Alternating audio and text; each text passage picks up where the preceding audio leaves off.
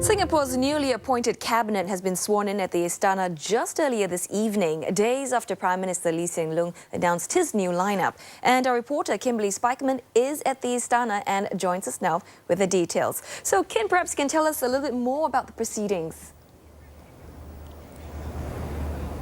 Well, Ateli, among the 31 office holders who took the oath before President Tony Tan Keng Yam were the fourth generation of government leaders for Singapore. Now, the new cabinet was announced by Prime Minister Lee Hsien Loong just following the recent general election, and he called the cabinet changes a bold move, focused on preparing the next team of leaders to take over him and his senior colleagues soon after the next general election that's due to be called by early 2021.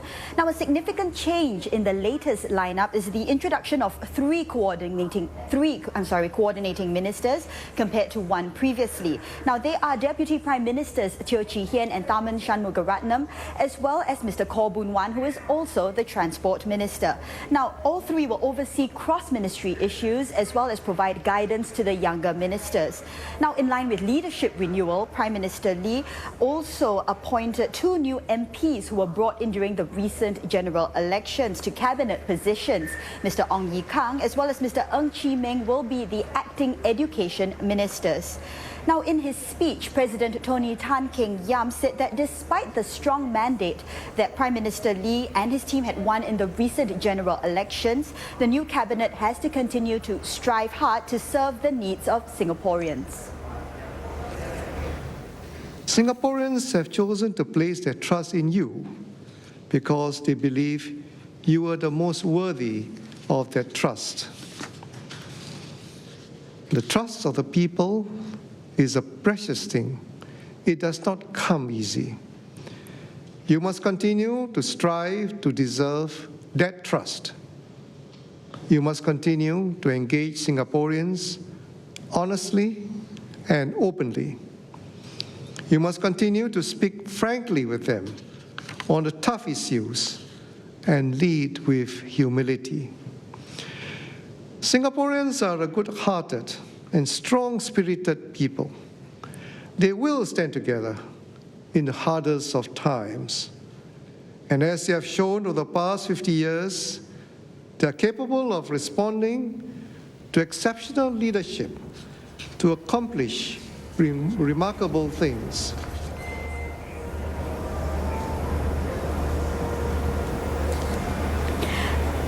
Tonight's swearing-in ceremony for the Prime Minister and his cabinet comes just weeks after Mr. Lee led his party to victory in the recent general election, where they received close to 70% of the vote. Now, in his speech, Prime Minister Lee called it a decisive result, noting that the real winners in the election were Singaporeans.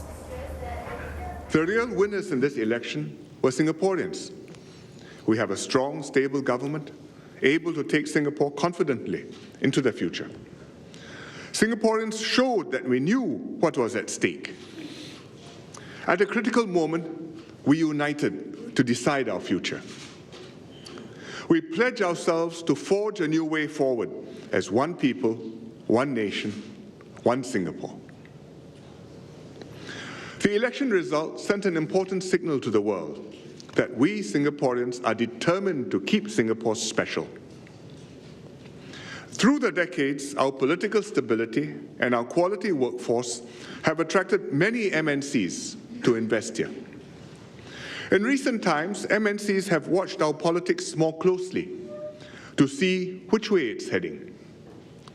After the election, EDB told me that an MNC that has been here for many years had just decided to increase its stake in Singapore and make another $1 billion investment here, creating many more good jobs for Singaporeans.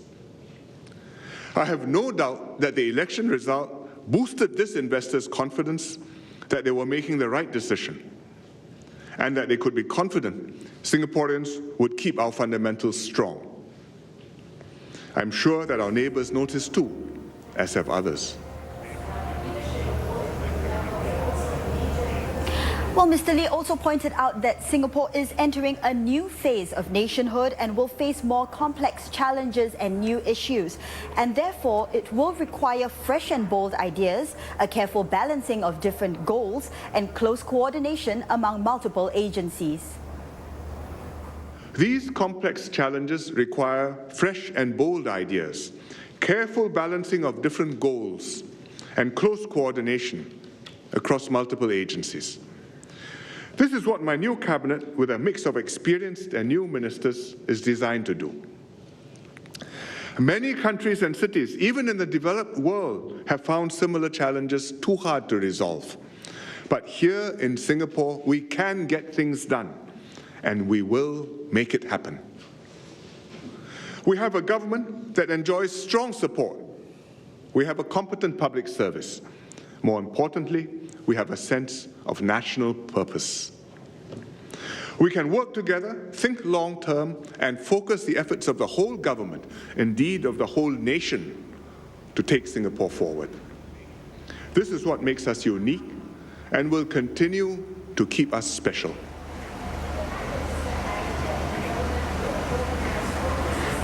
Mr. Lee also spoke about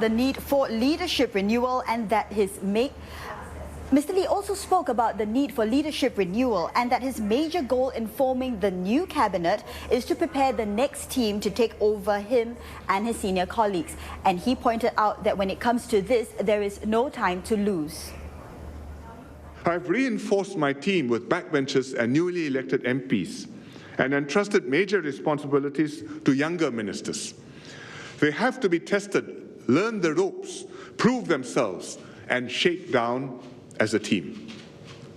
Increasingly, they will carry the government's program, initiating, explaining, and executing policies, and persuading people to support these policies, which will increasingly be their policies. The older ministers are staying on in cabinet. They will provide my team with depth and breadth to think more deeply about issues and to plan more systematically for the future. They will also help me to mentor and guide the younger ones. My overriding goal is to have a new team ready to take over soon after the next elections, to work with you, and for Singapore.